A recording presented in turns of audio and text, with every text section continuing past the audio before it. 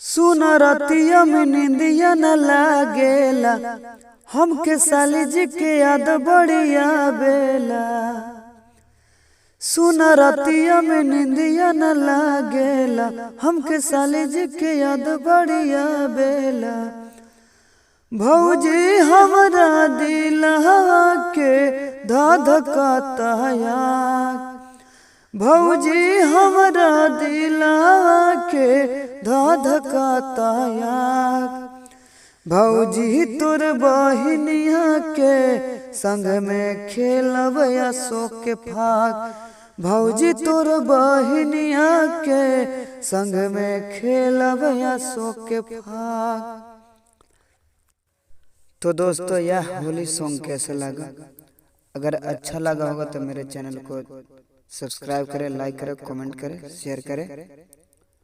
धन्यवाद दोस्तों।